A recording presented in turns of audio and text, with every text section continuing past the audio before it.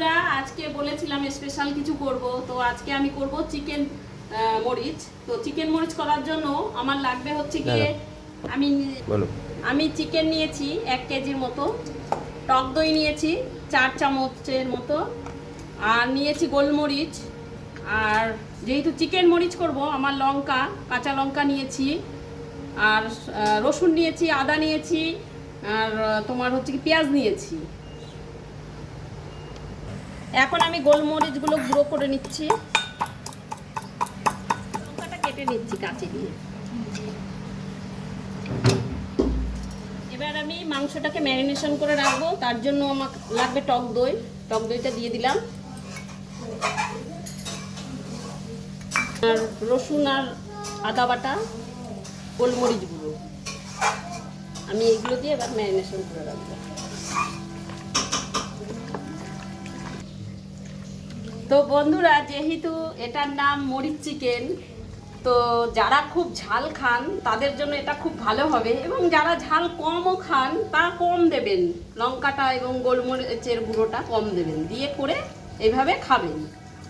আমার এখন ম্যারিনেশন করা হয়ে গেছে, এটাকে আমি ঢেকে 20 মিনিটের মতন ঢেকে রাখবো। কড়াই বসিয়ে দিয়েছি, এবার আমি তেল দিয়ে দেবো।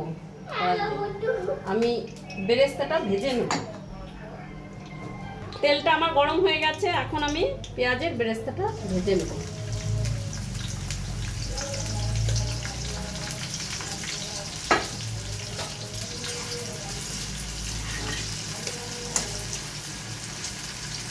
বেরেস্তাটা ভাজা হয়ে গেছে, এখন আমি নামিয়ে নিচ্ছি।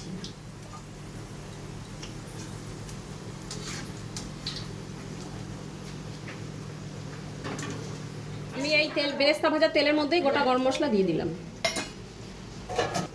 এখন আমি ম্যারিনেট করা চিকেনটা দিয়ে দিলাম।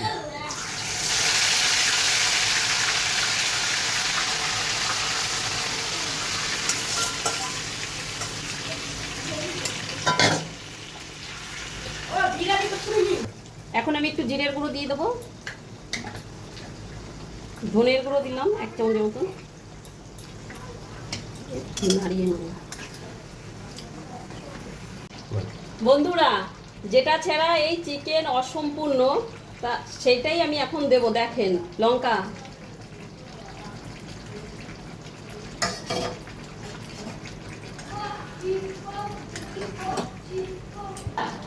এখন আমি ঢেকে 5 মিনিটের মতন রাখবো। চিকেনটা আমি ঢাকা দিয়ে রেখে দিয়েছি, এখন আমি বেরেস্তাটাকে হাত দিয়ে গুঁড়ো করে নেব।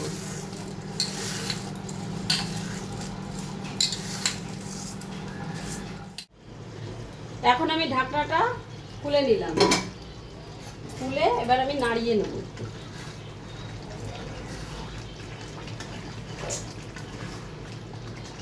নুন দেব,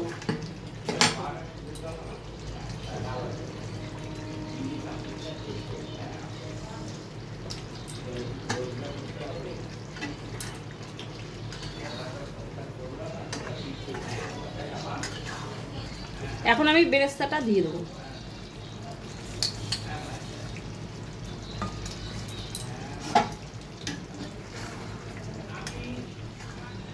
এখন আমি গরম মশলা দিয়ে দিই।